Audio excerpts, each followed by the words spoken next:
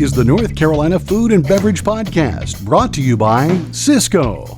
Cisco is here to help set you up for success by delivering high-quality foods, products, and services for your restaurant. Recording live to digital from the NCF&B studios in downtown Raleigh. Join us as we lead you into the kitchen, inside the bottle, and into the minds of the food and beverage industry. And now, their influencers under the influence, it's Max Trujillo and Matthew Weiss. Hello, and thank you for listening to the North Carolina Food and Beverage Podcast. I am your co-host, Max Trujillo. And I am your co-host, Matthew Weiss. And today in studio, we are preserving and reviving and thriving the legacy of North Carolina distilling. And here to help us do this is the owner and proprietor of Southern Distilling Company, Miss Vienna Barger. Hello. Hello. And your personal Sherpa, Angelique de Buhr. Hi. Welcome. Thank you. Thank you. Yeah, it's great to have you all in the studio now, as we are on video. If you haven't watched our podcast, check it out. Go to YouTube. Go to the NCF&B pod on YouTube. It's got links on all of our social media. You can link it through Facebook or Instagram or through our website at NCFB pod and or NCFB podcast, I should say. Yeah. And go from there because it's nice. We've got 4 cameras on everyone going around the room, whipping around the room. That's right. And going from there. But Apparently it's a big thing, watching podcasts. yeah, I don't know about that so much. I like listening to us more than looking at us, but that's fine. Have it on. You can do both. I'm excited to have you all in here because whiskey is a big deal. And whiskey's been a big deal in my life. In this state, in this country, everyone thinks Kentucky, and that's fine. They've been doing a good job for a long time. But you all are kind of bringing whiskey, bringing it back, bringing sexy back to North Carolina. Is that right? I don't know. Is that a good way to kind of start off? It is. Whiskey is a big deal, and it's been a big deal in North Carolina long before people knew about it being a big deal in North Carolina. So we are thrilled to be operating a mid-tier distillery in Statesville and to be making fine bourbons and rye whiskeys, just like it was done long before Prohibition, as North Carolina was being established as a state. So for people who are not familiar with Southern Distilling Company, what should we know about you, and what's like your signature go-to spirit? Well, my husband Pete and I co-founded Southern Distilling Company in 2013, so we're just celebrating 10 years of operating the company. We built a nice distillery right along Interstate 77 and the I-40 interchange in Statesville, North Carolina. And For people outside of North Carolina, that's like, what, a suburb kind of Charlotte, like 30 minutes out? Yep, we're about 30 minutes, 45 minutes north of Charlotte. Head west up to Asheville, head east out to the coast. Yeah, so you're conveniently located. Yeah. And people don't think of Statesville as the, quote, middle of the state, but that back in the day, that's why it was named that, because that really was kind of the center of activity as the state was in its early stages of forming. I love little tidbits about our state. Yeah, and just like now we're the crossroads with those 2 interstates, we were the crossroads of 2 major rail lines. So Statesville has claimed to be the crossroads to the future since it was founded and built the rail lines and had a level of transportation that most places didn't have at that point in time. You had to travel by horse and buggy or by a boat or by a rail car. That was the only way to get around. And you and Pete, your husband, are from Statesville area? Pete is a Statesville native. I'm actually from Southern California originally. Where? I grew up in Mission Viejo, spent a lot of time in Dana Point and San Clemente and Hermosa Beach on the coast. OC girl over here. I am. Met Pete when I was 20 in Charlotte. We actually met in the parking lot of a Grateful Dead show at the Charlotte Coliseum. Oh, so you're a big stoner too. Okay. Surfer, stoner. That was implied. Yeah. That was implied when she said she was in Southern California. Yeah, I got it. Okay. Your eyes looked a little glossy before you started this episode. And you have a personal Sherpa, so I mean... Yeah. Who rolls with a personal Sherpa? We are kidding a little bit, but not really, because there is a bounty of whiskey all along our little coffee table here. And Angelique brought all of that in here. Maybe you'll make us some drinks at some point. I don't know. I would love to wet the whistle, but... Angelique is truly a guide for Southern Distilling Company. She is our brand manager, so she makes sure that everyone that's talking about what we do and how we do it is telling the correct story. Can I just say, as somebody in sales for spirituous drinks, that Sherpa is a much better title than brand manager. You might want to think about changing your business cards.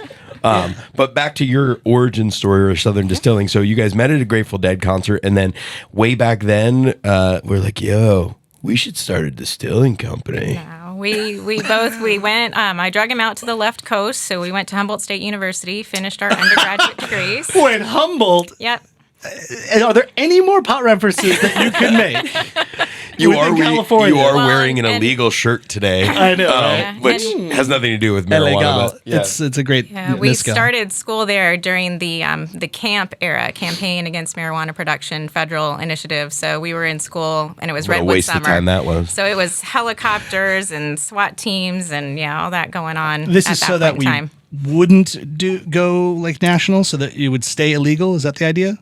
Yes. Well, this is probably That was the plan then. Was that like Nancy Reagan? Not to date you, but that was like Nancy Reagan, Early Dare, 90s. yeah. Oh, so after that, yeah. Yeah, it okay. was later. Anyway, so how did you guys come about saying, yeah, we should become distillers and make whiskey in North returned to Carolina? North Carolina. Both of us launched into our professional careers, and after Pete had been working for 3 different family-owned companies, really said, it's time to start our own. Let's see what we can do and what kind of family-owned business we can build.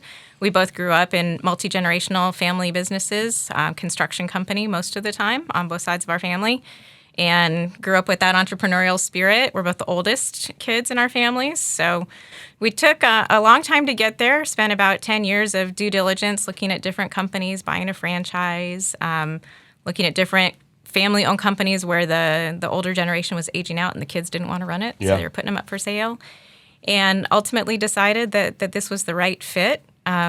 So Pete had been in the business. He had been making whiskey He or had working. not. No, none of us. Neither of us had been in spirits. He had been in construction. Okay. And serving on executive teams for construction-related companies. I feel like construction is always a great way to get into anything because you can always help with like building the actual facilities and structures, which is such a problem-solving tactical skill. Yes, agreed. And he's a mechanical engineer by training, so he can build stuff and he can build the stuff that goes in the building. Yeah. Maybe there's even like he a can little plan all of that.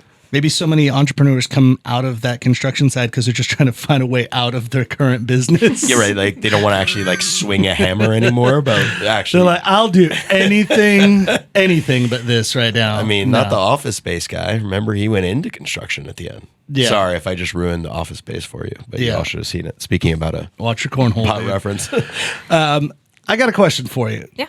So it's funny. Matt and I, when we first started this podcast about 6.5 years ago, let me preface. I have more than a question for you, but one at this moment. It would be horrible if I only had a question for you. Yeah. We would say things like, this is good for North Carolina. This is good. We would qualify it. Or we'd get really excited. Like when we first tried Durham Distillery Consumption Gin, we're like, this isn't just good for North Carolina. This is good for gin. Like Actually, fact check. That was, and we haven't referenced him in a very long time, but that was Shannon Healy who first said that. And I think both you and I were like, oh, he's right. Yeah. Okay. Yeah. I'll give him some props. Our sports fan, Shannon Healy. Proprietor of Alley 26 in Durham, and hopefully soon to reopen in Crook's Corner. Yeah. But so the question is, let me preface. I think there are a lot of really good whiskeys or liquors, spirituous liquors, all over the country now, right? Like that's kind of a thing. It's not like it was just for Kentucky any longer. Why is it taking so long? And why is whiskey good now in other states? Like, Why wasn't it? And why is it now like, you can get whiskey in North Carolina. You can get whiskey in Texas. You can get whiskey whatever. But like, why now? And why not 50 years ago? So the craft spirits industry is really new. When we came out of Prohibition, there were so many restrictions across the country on making spirits that it was really slow to progress. And you ended up with a very small group of corporations that became the liquor manufacturers that kind of held on through Prohibition, making medicinal alcohol, and then came back and started making it at an industrial scale. And there weren't aside from the farm distilleries that were in place before Prohibition, and then all the folks that went into the hills when they got put out of business and started producing illicit liquor known as moonshine. Aside from that, it was really a small handful of very large companies that were really making spirits. And it wasn't until the craft spirits industry started to take hold and laws started to change across the country that you started to see smaller operations coming into business. So when Pete and I first made the decision we were going to enter into the space, there were less than 500 craft distilleries in the country. And we're, I don't even know, well over 2,000 today, 2,500. So it's been an explosive growth in a very, very short period of time. Folks that are opening a new business, small scale, haven't done it before, sometimes it takes a little while to get everything rolling and to be producing things at the quality that you would like. And you have folks that intend to stay small scale all along the way. We have small North Carolina wineries. You got small neighborhood breweries. There are folks that prefer to stay on that smaller scale. Pete and I, from the beginning, always intended to scale our business for growth and to build a world-class distillery producing world-class bourbon. So we set out at the very beginning to put a distillation system, a cook and fermentation system, a control system, and a scale in place that we could make the best spirits in the country and hopefully in the globe in that bourbon and rye whiskey, American whiskey space. Now, I want to hear about this distillery because our mutual friend, Jeremy Powers, who I think you employ, he's a good dude, great bartender. He's worked in various places all over the city and around the state, now works with you, which is great. Yeah. So if you're in the area and you need some Southern Distilling spirits, talk to Jeremy. Yeah, he's probably served you a beverage or two before in some capacity. I know he has me. But he was telling me about like what your facility looks like. I wanted to hear about it because it's insane. It might be one of the biggest and most highest production distilleries in our state and maybe like beyond. But first, Matthew. Well, you guys might be the leader in facilities, but let me tell you that Cisco is the global food service leader, and they are proud to be the title sponsor of the NCF&B podcast. Yeah. Fresh food and fresh ideas are at the heart of food and service and whiskey and spirits. Cisco delivers exceptional produce, custom cuts of meat, high quality seafood, and imported foods, offering global favors to you locally. They have a network of culinary experts who offer consulting and business planning services to enhance your menu, keep you on top of emerging trends, and increase the efficiencies that grow your business. So like if you had a distillery, let's say, and you wanted to include food there, they could come in and help consult on all of that. And with Cisco Shop, they put the power of on-the-go ordering in your hands. You can search Cisco's complete product catalog, locate key items from any page, and place quick and easy orders on your schedule. Visit Sysco.com, that's SYSCO.com,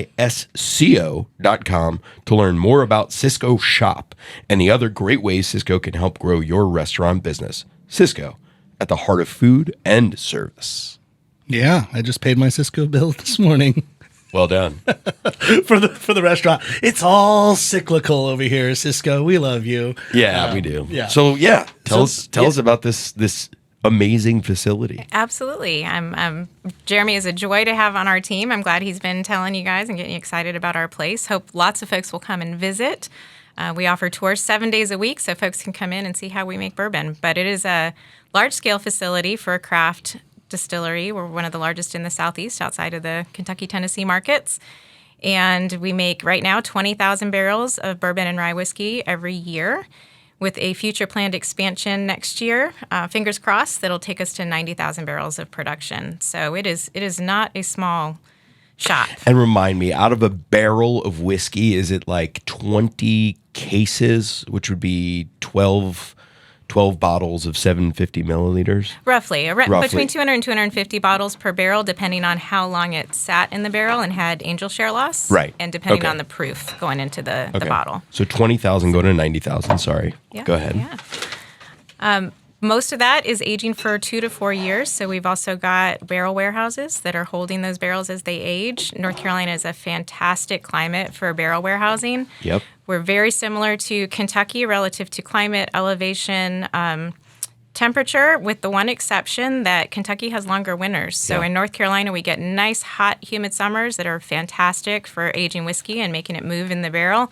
And then our winters are short. So the dormancy period, when the whiskey's kind of sitting there not doing a whole lot, is a lot shorter than we have over in Kentucky with the longer winters. I'll just touch on that for the second. People are like, well, what the hell does that matter? It's whiskey. It's in a barrel. And as we've talked about before and with Bernie Lovers and other whiskey, when it's why climate is important in whiskey is because when it's hot, the whiskey expands in the barrel. And especially with bourbon having to be aged in a new charred American oak barrel, it is picking up all those flavors once it expands. And then when the cool weather comes, the winters, it goes and concentrates all its flavors as it contracts back into itself. Thanks, Matt. Matt used to actually sell whiskey for a living, so he kind of does know a thing. Yeah. He knows a little bit. He worked for Heaven Hill for a good while. Yeah, just important to clarify that for people who are like, oh, what the hell does weather mean in whiskey? But yeah, Agreed. So North Carolina is a really good climate for that. Yeah. And Well, so that question, though, it kind of even part of my question about, why outside of Kentucky, like if you're going to make champagne, we all knew like the region of Champagne. Dude, she is just that. told you. I mean, Nicole Austin, don't you remember our interview with her and her working really hard? Nicole Austin, the master's distiller. No. I get that George you're Dickel. referencing a podcast we did 2 years ago. No, I'm that saying, no but one here probably heard. I think what you were saying, Vienna, is that a lot of the legislation to help craft distilleries wasn't available at that time because a lot of the big brands and the big distilleries were. You weren't saying this. I'm extracting this. We're controlling the ability for craft distillers to be successful, and then with people like Nicole, people like yourselves, helping push that narrative or the actual legalese of it to help craft distilleries. yeah, Nicole is amazing. She's a good friend, and we've worked on legislation together, and that has made a huge difference, federal level and in all of the states across the country, to have craft distillers gather together at a national level with our American Craft Spirits Association and then locally with our state guilds, our Distillers Association of North Carolina, which Angelique is now on the board of directors for. Congratulations. And to be able to really, in North Carolina, sweeping changes. When we were opening the distillery, we couldn't even sell bottles out of the distillery at all. The only revenue opportunity was basically selling a hat or a T-shirt. We couldn't make any money off of alcohol at the distillery.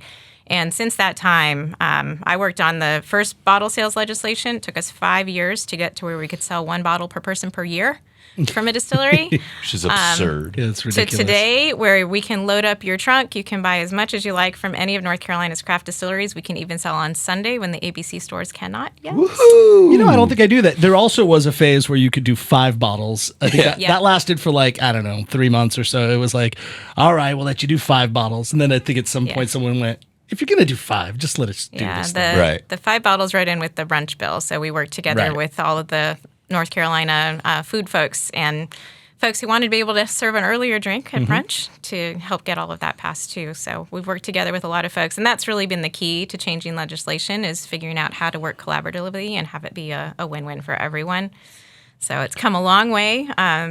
Most exciting thing recently is that distilleries are able to now pull permits to do beer, wine, and cocktail sales. So we're able to do the whole thing. The whole thing, just like breweries and wineries. We can run events. Yeah, it's a very exciting time for tourism and promoting our distilled spirits across the state. I think what would be interesting, Max, is like what you're getting at. Because my point of reference for craft distilleries are people outside of Kentucky becoming successful. You had like the Whistle Pigs from Vermont, and you had High West from they now have their own distillery in Utah, but I guess they weren't really crafting. But Whistle Pig was crafting their own spirits. So like way back then, because this would have been it was all the I states, right? Indiana, Iowa, wherever, would do all of the big distilleries. The big, and then they white label it. But like I guess maybe from your point of view, Vienna, how did those people get started and get going when the legislation wasn't there for them? Because it seems to me, and correct me if I'm wrong, but it seems to me that they were at the forefront of helping the craft distillery movement. Just the fact that you didn't have the traditional big houses making those. I think it's been a whole series of pioneers. I mean, you've had folks in California. You've had the examples that you've thrown out there. There have been many, and it takes a very bold entrepreneurial person to both take the chance as well as figure out what all the regulations are right and how to make it work, because every state is different, and being able to leverage that to promote your business, it's challenging, but I think that is one thing that demonstrates the success of the industry. It's a bunch of very powerful personalities and bold folks who are taking risks and doing new things. And for American whiskey drinkers, this is a really exciting discovery phase because there is phenomenal juice coming out of so many places. And Kentucky's done nothing against Kentucky, fabulous job of building their brand, but they have built that brand with marketing intention and a lot of financial backing from the larger producers that operate in the state as well.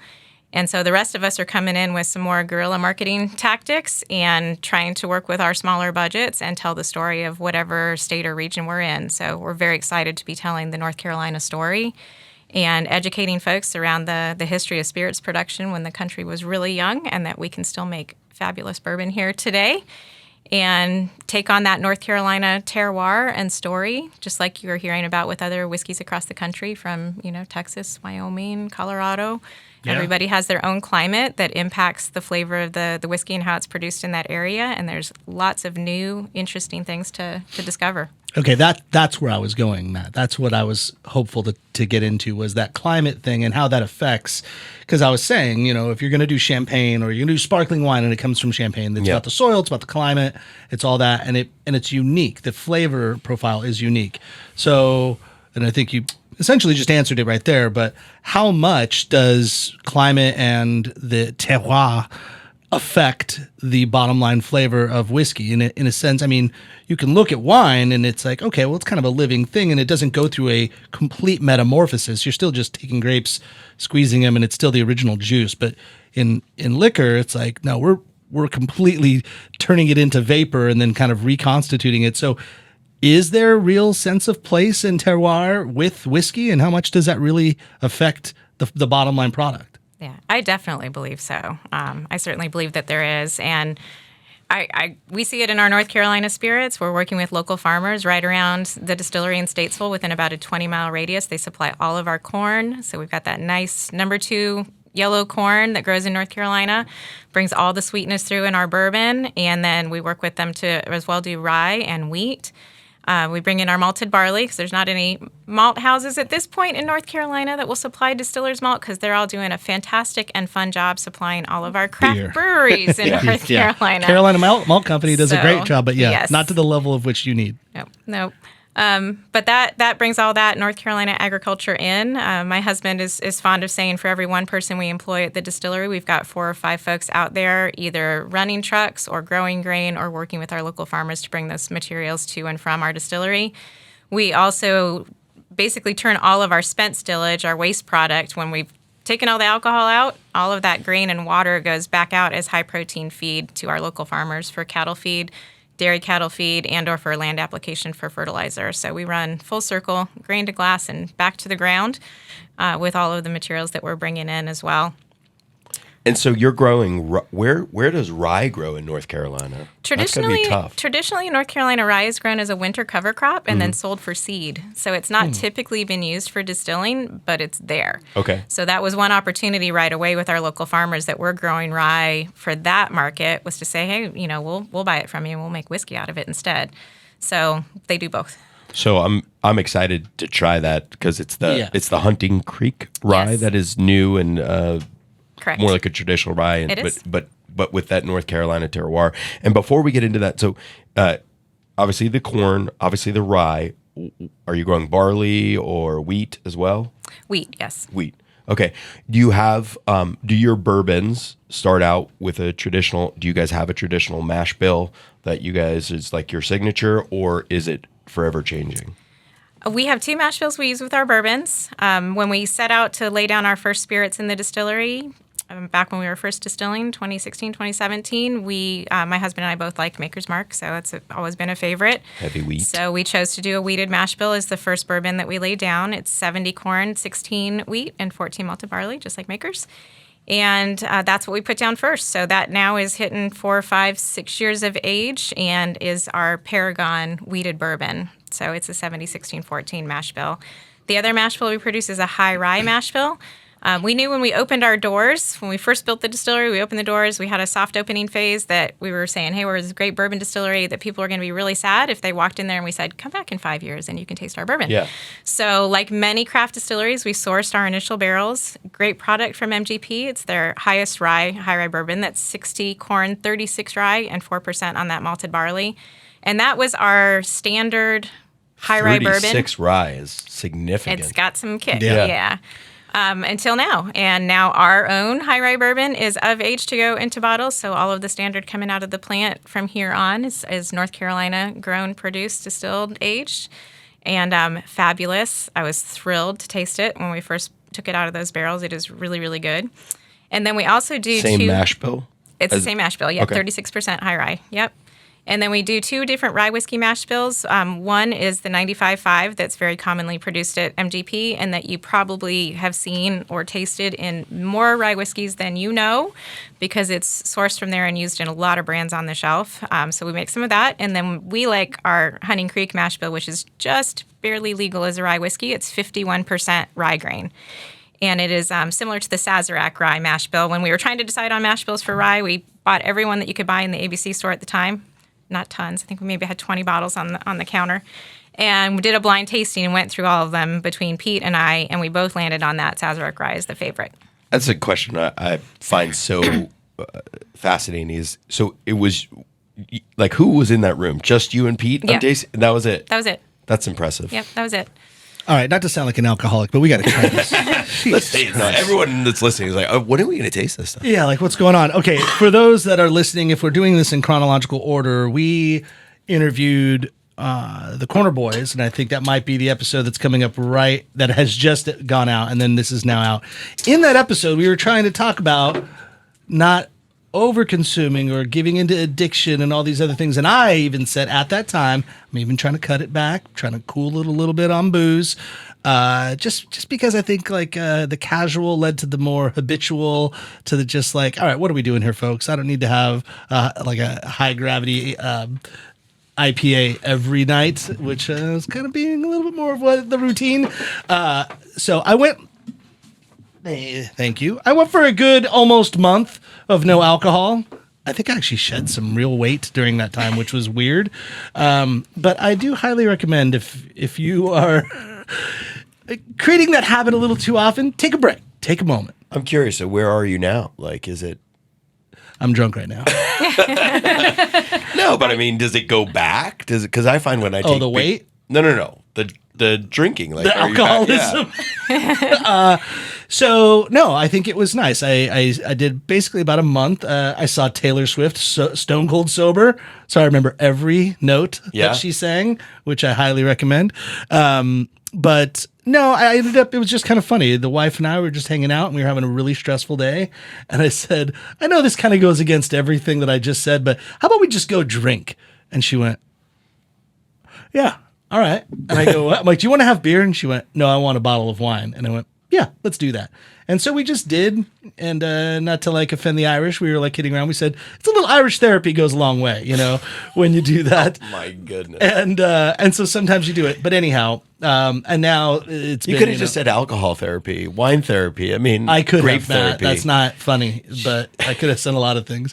But anyhow, I'm back on the wagon, or I'm off the wagon. Yeah, you're on when you're not drinking. Yeah, you're off Oh it. yeah, I'm off it. Yeah. But in very, very moderate like attention. That's like, what I was getting at. So very moderate. Yeah, like I haven't been drunk Oh. at all. Like not even close. Until now. I've just been having like a nice light something. And I will tell you all that Jeremy, Mr. Powers, has been doing his job because he came to Crafton not that long ago and we were talking about this and talking about getting you all on the podcast, which was great. And I'm very happy that you're here. This smells divine. But we tried this. And What is in my kinda blew me What is away. in my glass? You're holding it up. So this is our newest product. We'll back up a little bit and talk about Southern Star because that's what's been in the market for the last 5-6 years now in North Carolina and some other states across the country. But our celebrated Hunting Creek Rye Whiskey is our newest product. It is our first in a series of historic brands that Southern Distilling Company has re-upped the trademarks for. And these brands were produced in Statesville back before Prohibition. We didn't know this. Pete grew up in Statesville. He didn't know it. But as we started to do research, spent some time at the library with the historical collection in Statesville, Historical Society in Statesville, discovered the rich spirits history of that region. And born of the rail lines, born of agriculture, Statesville was a hub of liquor production, touted as the liquor capital of the world back in the late 1800s. And we had rectification houses that really were what built the city to begin with. So they operated large-scale blending facilities, brought in those spirits from the local farmers, whiskeys and brandies made from fruit, whiskeys from grain, redistilled them, packaged them, and sent them out on the rail lines. So one of those houses was J.C. Summers and Company. Hunting Creek was one of their brands, and this is the new version of that historic legacy in Hunting Creek. So this is the first of our Heritage series. This is delicious. Can you, tell me the mash bill again. It's 51% rye, and then what makes up the rest of the components? 39 corn, if I'm doing my math right, Okay. and 4 on the malted barley. Is that Okay. right? I mean, because 10 on the malted barley, sorry. Okay. You're getting all that like spiciness and tingliness from the rye, which I love, but then it's just like supple and this, not sugary sweet, but like good ripe corn sweet, and then just a little bit of malted barley to make it like sexy. Yeah. It's really good. It's really good. What's the it's proof? really good. This is a bottled in bond, so it's 100 proof. Okay. And it's all going to be from one season. So we'll pick the barrels that are from 6 months, first 6 months of the year, or the second 6 months of the year, from 4 years of age, and bottle them in batches. Let's talk about bottled in bond for a second. So, can you break down the rules again of what constitutes bottled in bond? Can I? Oh, you're going to do it, Max? I think I know. Okay. You just said it basically, but for one, has to be picked. I've got to tell you in a Southern boy accent when I do it. Now it's done in one season, my friend. It's either done in the spring season, which goes from January to June, or you go from July to December, and it must be done by one house, and that house must age that bourbon, that whiskey, in one facility for up to 4 years, and that whiskey must have at least 50% alcohol or 100 proof. Am I right? It has to be 100 proof. It has to be 4 years or more.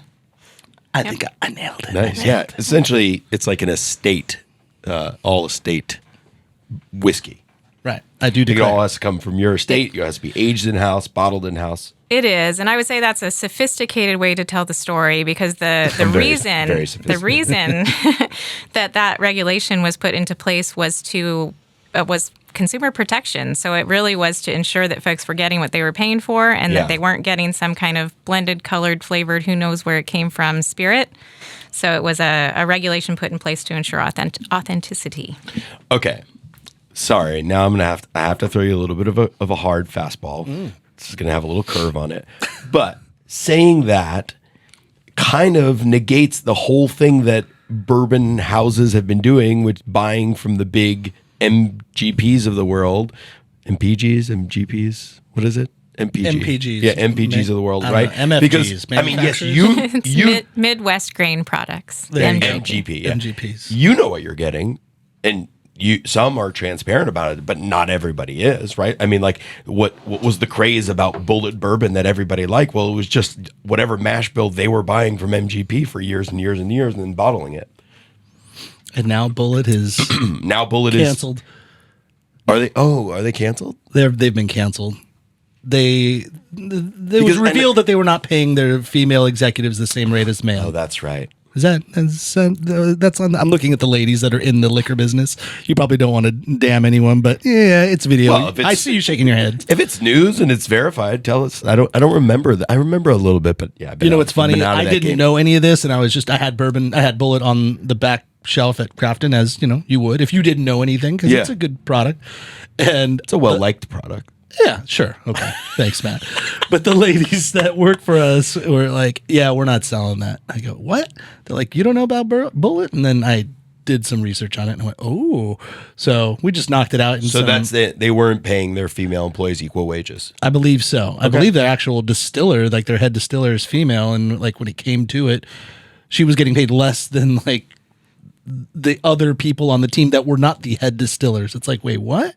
How is the person that's doing all of the work not getting paid properly? Okay. Aside from that, back to my fastball is just hanging in the air with you could see the laces. like, what do you say about that? I mean, so why should I care about, as me, the consumer, why should I care about bottled and bond if I've been buying these bottled elsewhere products for years and enjoying them just the same? I think our consumers are different today. And I think, as folks are coming out of the pandemic as well, people really are looking for the truth, and they're looking for authenticity, and they're looking for integrity. And there are a lot of spirits that have been built on stories. Another thing Pete is fond of saying is that there are lots of stories in the spirits industry, and a few of them are true. Right. Yeah. And we've got an honest story. There have been more than one company, without recounting them, that have really been caught not telling the truth, and it has hurt them. So from the beginning, we've really wanted to make sure we were telling an honest story about where our products are made, how they're made. When we were sourcing from MGP, it says distilled in Indiana right on the back, and we explain how we've brought in Dave Shurek, who was the gentleman that was brought Woodford Reserve back into being, and was their master blender. When he retired, he hung out his consulting shingle, and we brought him onto our team to help us come up with the best blends for standard. People don't, when you're Jack Daniels and you're dumping hundreds of barrels in all at the same time, you don't have to worry about making sure everything tastes the same all the time. When you're a smaller house and you're doing small batch blends of 5, 10, 20 barrels at a time, one funky barrel and or 20 barrels that all taste the same are not going to get you the complexity that you're wanting. So you want to have a really good complex spirit, and that blender and that blending talent is really critical for distilleries of our scale. So we appreciated Dave's expertise, and he helped us work with those Indiana barrels. That was another tasting exercise. We were sitting on FaceTime back and forth, tasting together and ranking each barrel one by one. The juice that went in was the same. They were in the same place in the warehouse, aged exactly the same amount of time, all made on the same day, and they did not all taste the same. You could tell it was high rye bourbon, but some of them were really resinous and had a lot of oak character. Others were honey, vanilla, caramel sweet. And when you put them all together, you've got magic. So it's really important to realize the impact of that barrel. The barrel's more than half of the flavor and 100% of the color that goes into all of our aged bourbon and rye whiskeys. So do you guys do rick houses, traditional rick houses? We don't do traditional in the sense of wood constructed with barrels laying on their sides. Very few people do today because it's a lot more practical to palletize barrels. It's a lot easier to store them. It's a lot easier to move them. It's also a lot safer in a lot of ways than rick house construction now. So it works best for us and for our employees. What do you mean, like palletized? Like they're all just standing on a pallet on the floor and they're not racked up against each other? Well, our warehouse, our barrel warehouses are 25,000 square feet, and they have 20,000 barrels in them. Those are stacked on 4-barrel pallets, 6 or 7 high. Okay. So they go way So up it in doesn't there, work as like a up to the traditional roof. rick house, but it still is the same effect of like, and so are those still being rotated? There are very few people that rotate. Rick houses don't rotate either. Once they're in, and they stay. The difference is understanding what's happening in the space and where you've got hot pockets up near the roof that are getting lots and lots of heat, where you've got cooler aging that's happening down at the floor. And when you go to pull barrels to bottle, picking a slice that's vertical, so you've got a full blend all the way from the ones that were in a cooler aging to the ones that were in a hotter aging. So is climate. that always happening in when you guys go to bottle? Yes. You're picking just a vertical slice. Yes, Okay, to get the blend that we're looking for. Now, there are places that have grander facilities and more barrels than we do, and they'll pick barrels from certain places for certain brands. So what we're talking about here, just to clarify the whiskey nerd talk, is we back to that conversation about terroir and weather affecting the whiskey barrel, is the fact that depending on where, especially when you got it 6 floors high, obviously heat rises, and so the warmer the whiskey, the more angel share, the less, and maybe the more concentration. So it's important to be able to blend from all phases. Correct. I know you know this. I'm just clarifying for people. A lot who of are people listening. would like the blend itself is like dependent on which ones you're saying. Yeah, because even though, like you said, same whiskey. Barreled at the same time, same mash bill, same everything, distilled at the same time, but stored in a vertically different space, it's going to taste one's going to be different. like 3 or 4 to 10 degrees warmer than the other, and it's going to affect it. So that it is funny. I love that there's so much like not humanity, but like a circumstances, natural effect into something like this. Like when you make whiskey or just any liquor, it's like, well, it's going to live forever. It can sit in that bottle for 400 years and still be the same in theory. But it is pretty awesome to know how much it is affected during the process of making it and aging it and doing all of that. Yeah. You know, I think it's cool. That said, what's next? Yeah. Oh, Can we try before we something move else? on though, how much does this retail for, or if I bought it directly from your distillery? The Honey Creek Rye is $49.95. That seems yeah. like a steal. Yeah. I'll take one. It's really good. I mean, the Paragon, I guess that's what we're getting into right now. Yes. This is fantastic. Oh yeah, got to go the shaman over here, or the Sherpa. the Sherpa Sherpa, shaman. the Sherpa shaman. Yeah, same thing. Yeah, these are awesome. I've had a different amount of your whiskeys over the years. Like they've just kind of come through here, and I've purchased them and checked them out. I've always really enjoyed them, but I have to say, you're peaking right now. Like this is the best I've ever had these whiskeys. Like when I just recently tried them with Jeremy, and I was like, whoa, what's going on here? And he was talking about all the adjustments, the improvements, all the things you've been doing with the facilities, like the actual distillery itself. Oh, thank you.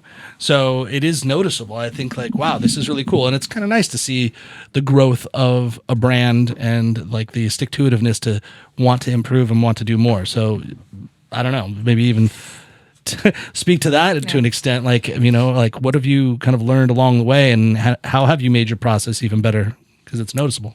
Well, whiskey producing is definitely an endurance sport. Requires a lot of patience. You're waiting, 4 or 5 years. I will say with Paragon, our first wheated bourbon, which is what we're talking about now, and tasting, we set out to make the best, and we waited and crossed our fingers, to be honest. And wheated bourbon takes a little longer to really come into its own than a bourbon that has rye as the secondary grain. Most bourbons on the market have rye as that secondary grain. Wheated bourbon, when it's younger, 1-2 years of age, has a grassiness to it, and it almost gets worse before it gets better. So it's really great at like 6 months. Fantastic. We were like, oh, we did good. This is going to be good. And then 1-2 years, we were like, no, let's leave this in the barrel a while longer. So that dumb phase. It was good, but it was not what you knew it was going to become. And when we started to sample this at over 4 years, we ended up try and leave it for 5. So that's what we're doing most of the time. But it is lovely. It is just really a fantastic spirit. And it's one thing for us to say that, it's our baby. It's another thing for the industry to say that. And we were thrilled when we sent this off for the New York World Wine and Spirits Competition that it won best in class for single barrels less than 10 years. And then it was, and double gold that went along with that. And then it was actually re-entered. All the top winners in best in class in bourbons went back to best overall bourbon ranking, and this was chosen best overall bourbon for the entire competition for 2022. Wow. Smoke. Mazel tov. That's that validation, that celebration is fantastic. Paul Picoult with the Ultimate Spirits Challenge has also reviewed the Bottled in Bond and gave it a 95. So having experts like that we know are really highly qualified judging competitions tell us we're doing something fantastic is really wonderful to hear and to share with our fans. I have to say that's extra impressive only because when you have a wheated bourbon, it's more subtle. Like the rye, those aromatics jump out of the glass, whereas wheated is a little bit more softer and supple, and it doesn't necessarily, like, it still smells beautiful, but it's not as pungent. And so I say that because when a critic is tasting these bourbons or whiskeys or whatever in a competition, they're tasting hundreds to sometimes 1,000 whiskeys. And so what happens is it tends to be the ones that are most pungent, most high in alcohol, or most strong that stand out in their memory. So that just even speaks more to the quality of this because it's subtle on the nose. Yeah, that's every Top Chef loser always says, "Oh man, Tom and Padma, they just really salty and really spicy, like over the top, more and more and more." It's like, all right. But I understand what they mean. I mean, hell, you and I have been judges on things and also just gone through and tasted 80 wines in one sitting, like crazy stuff like that. And you're just like, yeah, after a while, it kind of, you need something to smack you in the face to kind of be impressive, Like cream and fat and spice is going to win out. Right. In those, when you're being compared to so many different foods. But, and as much as I pretend to know something about whiskey, I am a neophyte in a lot of this stuff. Correct me if I'm wrong. Isn't Pappy also like a wheated bourbon, right? Yes. It has a large amount of wheat in its mash bill, correct? Yes. Yeah. And so I just bring that up just because like we had Wright Thompson on with his Pappy Land book, and we were talking to him about his whole endeavor, talking with Julian Van Winkle and all. And is it safe to say that like when you delve into like a wheated bourbon, you're kind of purposely putting yourself in the same category as some of like the highest end bourbons? I don't know, like does a wheated bourbon is it synonymous with like high end, or could it be anything? I think you're seeing that today, and that's, fortunate for us. When we made the decision to make the wheated bourbon to begin with, we didn't know. That was before everyone was crazy about Weller and Pappy was off the charts and all of that. And we didn't know if we were making a mistake by laying down a lot of wheated bourbon and having it not be what's trendy and popular. So the fact that really has grown and there's an interest in something different, something new, not like everything else, has been fantastic for us. So I think that you're seeing some really nice, higher quality spirits in that space. They've been there. Just people haven't been talking about them. Weller was one of my husband's go-tos, and now he can't get it anymore, and it's nice, affordable bottle. Well, but the ironic thing about that is, and you said it, your kind of mark, maybe pun intended, was Maker's Mark. You said that's the bourbon that you guys loved, and obviously that's like universally loved, that bourbon, and is a high wheated bourbon. So it makes sense in that sense. So. Not all of yours are bottled in bond, though. No. Okay. And the other question, only the Hunting Creek and then our Paragon bottled and bond wheated. Okay. So I have a question first about age statements. So you said that all of this, you tried to wait 5 years. Some of it is 5 years, but all of it is at least 4 years. That is correct. But I don't. Maybe I'm wrong. Maybe my glasses aren't working today, but I don't see an age statement on there. Right. You're not required to put an age statement on any American whiskeys that are 4 years or more of age in the barrel. I get that, but isn't that like, from sales wise, isn't that helpful? I guess if it's bottled in bond, then no, because the educated consumer already knows that it's at least 4 years old. I think there's a piece of it for us that becomes less important because there's really a misunderstanding, and it comes from Scotch, really. Scotch all goes into aged, used barrels, whether they were wine, bourbon, whatever, and they use them over and over and over again. So there is a factor of continues to get better the older it is. In the bourbon space, rye whiskey space, it's always, as you said, going into a brand new barrel. It's first time use. You leave it in there too long, it's not tasting fabulous at 20 years. It tastes like wood rosin and char, and it's not great. So that 4 to 7 or 8 years is really the sweet spot. And I would say it's all good in that range. So there's not really a solid marketing reason to say this is 5 and this is 7. It should all be really great in that range in the stuff coming out of our plant. No, I mean, I respect that take, because not like Max said, like Elijah Craig has really leaned in for a time, especially on their premium of their age statements. And there was a time where, oh no, I got to be. At least the consumer impression was, oh no, you got to be like in that 10 to 20 years. That's when you're getting the really good stuff. But I mean, those in the industry know that, like, well, you could get a good barrel that's 10 to 15, but it's probably less likely than if you're in that 4 to 7 sweet spot. Yeah, and it wasn't the aforementioned Nicole Austin, who I don't think we mentioned at the time, but she's the distiller for George Dickel and was on with us. And I believe one of her labels, there's a number on it, but it's the version. It's like number 7 and then number 8 and number 9. Like it's growing up, but it's a number on her label. It's not a year, but we're so trained to see a number on a label that we assume that that's the year of the whiskey. And she's like, yeah, no, in this one, this is just the 7th. This is the 7th version of us doing this one.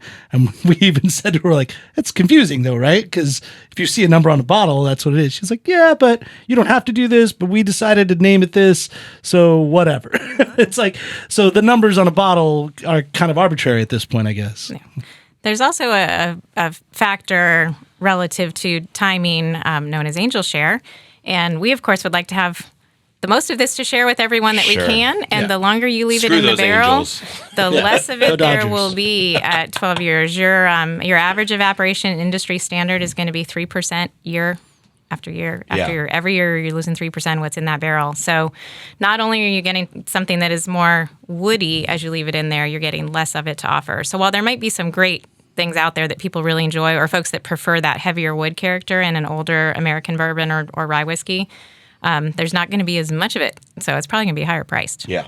Well, Now, I don't know if we're going to try through all of these just because of time permitting, but may we go with your next? What do you recommend for the next one that's up? Well, I see you. I want to tell you about double rye, but I'm not going to pour that for you because that's another whiskey, and I want to make sure you have a little bit of the double shot. So, All right, that sounds good. Our double rye whiskey is a blend of 2 rye whiskeys, so it's 51%, that more sweet, corn-related rye whiskey, and then a 95.5, and we finish it in a freshly dumped bourbon barrel. So it is a bourbon drinker's rye whiskey, has a lot of bourbony character to it, and we partner with Purple Heart Homes that's based in Statesville, headquartered in Statesville, North Carolina. They do rehabilitative housing and adaptations for homes for disabled and aging veterans. And they have branches across the country and are expanding, just like we are, into distribution across the country. So we work with them on a lot of different levels, and Angelique leads that partnership in working with Purple Heart Homes and Southern Distilling Company. very cool. Very cool. Very exciting, though. So just in the last couple of weeks, we've launched this Georgia as a new state for our sales team. And there was a brand new tiny house just delivered in the last week or so from Purple Heart Homes in Georgia, in Nice. Atlanta, which was really, really cool. So it's Nice. been awesome to see how this partnership is really coming together in lockstep, which is awesome. Well, Angelique, let me ask you a question as we're pouring through this. Just as the brand ambassador or the Sherpa, whatever we're calling you, that one's fine. What's the market? What kind of impression are you getting from bartenders in the area, from people that are creating cocktails? And what are they saying about your product? What's been really hitting really well? And what have you been seeing a lot of success from, just from what people have been saying? So when it comes to us now releasing, all of our North Carolina grown grains into our products, that's really been a key win for us. Showing, as we've spoken, about the terroirs, explaining how North Carolina really has become this hub of some really great products. That's really been the part that people have gravitated towards. And our consumer, we really try and focus on somebody who's more of what we call the adventurous taste maker. So we're looking for the people who love a good bourbon, but they're willing to step out of that norm. They're looking for a good bourbon from not the norm. And so we are going to the bars and the restaurants, Jeremy very well, that are a little bit off center. And that's the part that's really brought us the most success. I think the Georgia sales team did a phenomenal job. They sold out in the first weekend that they had the product there, and they had an emergency PO that needed to be filed on Monday to make sure awesome. that they have more product Love for that. their off-premise teams. And I think they've nailed it. They found the group and of people, and as we know, bartenders are your gatekeep in this industry. You've got to win them to be able to win the consumer. And our sales team has done a phenomenal job of finding those people who care. Who is your sales team in Georgia? In Georgia, we have a group called 2020 who we work with, and they've done a really great job of making sure we're out and about and getting everything where it needs to be. Very cool. All right, what's in our glass now? So now you have Southern Star Double Shot. This is our bourbon cream liqueur, made with our bourbon, made with cream, made with a touch of cold brew coffee. Oh. This is our fan favorite. It sells itself. It is delicious. You can drink it by itself, put it over ice, put it in some coffee, mix it with vodka for an instant, easy white Russian. Makes great, interesting cocktails.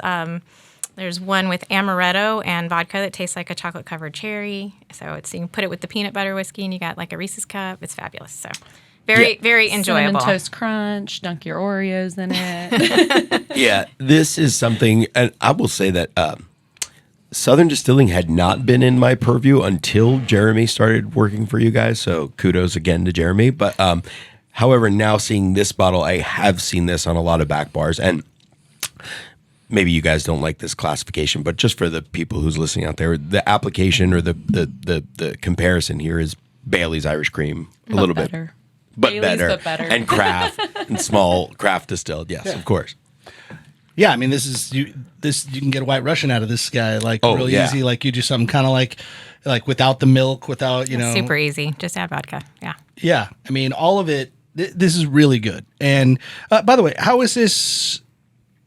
Is this shelf stable? Like, how does this work? Yep, it is. It doesn't require refrigeration. I'd recommend you not leave it in your hot car in July for a week, but it's shelf stable, good for a couple years. I would say in most people's houses, it doesn't last that long because it's really good, and they're going to get another bottle. Yeah, you could pour this over ice cream like Andia's ice cream. Oh. Can you imagine this with a little bit of the watermelon and feta? That, I don't know, maybe that feta might... Yeah, I don't know about that, but I'm sure there's some other applications. I'm willing to try. Caramel or caramel, Yeah. butterscotch. What is this retail for? $27.95. Okay, and the Paragon? Back to that? The cask strength is $69.95 and the bottled and bond is $59.95. So the cask strength is a single barrel, so you're getting a really phenomenal product at less than $100. Yeah, these are great. Yep. Yeah. I have one bottle we didn't bring. We also bottle our distillate right off the still. So we have a white whiskey product. Okay. It's not super interesting commercially because folks aren't sure what that is. They understand vodka. They don't understand white whiskey. Yeah. But we have a fantastic partnership that we started last year with Charlotte Football Club and the Tepper Sports Organization down at the stadium in Charlotte.